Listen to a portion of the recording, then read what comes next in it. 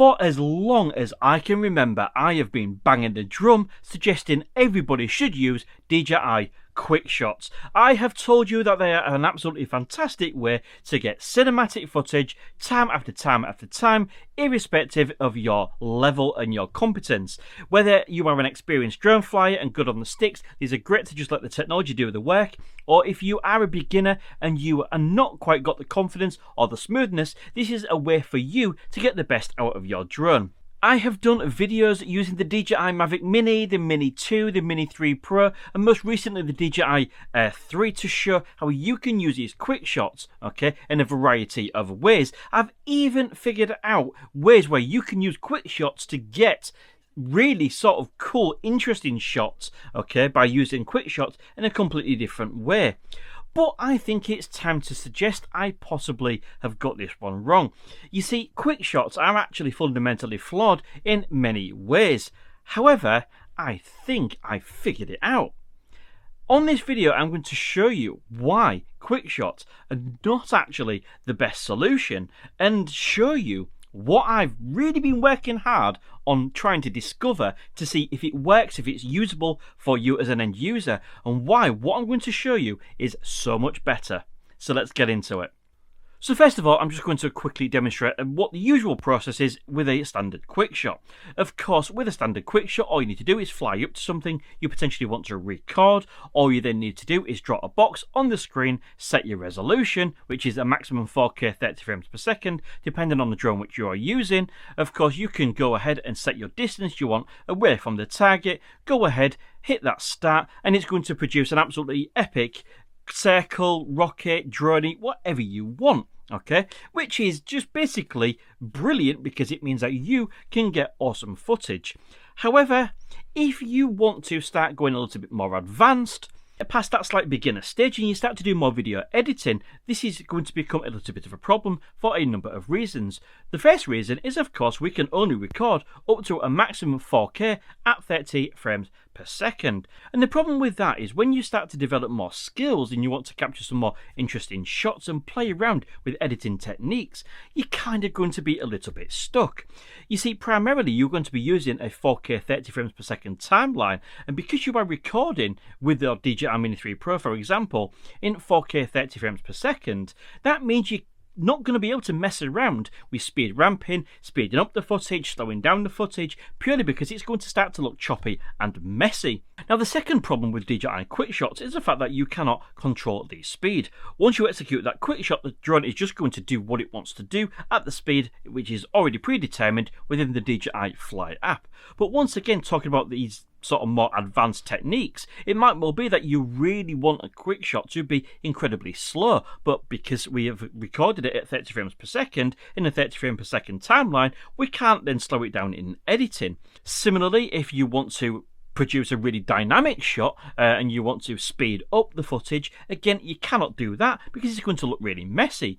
And again, this particular solution I've found fixes that also.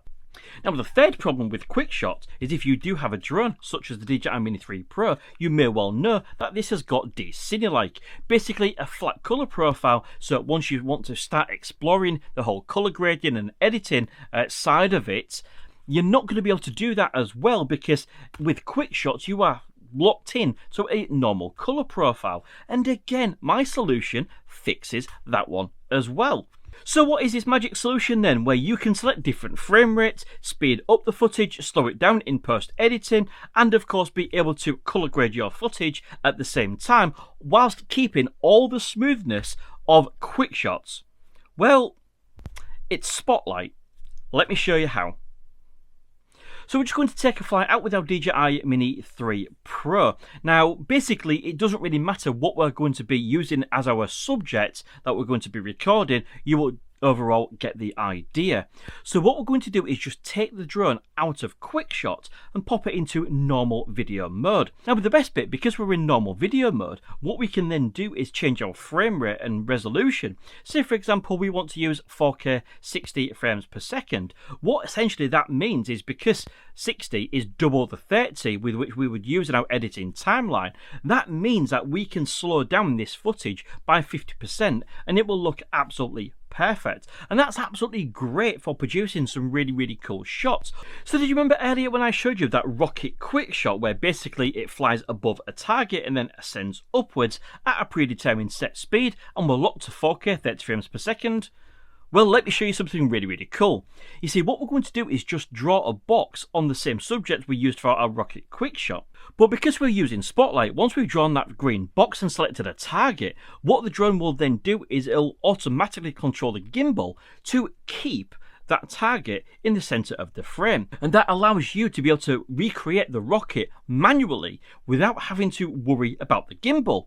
And the best bit about it is because the drone is going to take care of the gimbal, that means that you can just select Cine-like, you can select normal, you can select sport, and you can control the speed with which you execute this really cool shot. So to put that into practice, all we need to do is just fly forward by pushing the stick forward, and then once we get above the target, the gimbal is automatically rotating down. We're not touching the gimbal wheel whatsoever. Once we get to the point where we are above our target, we just then press the up stick and go up, and then we have just created a rocket, but at our own speed.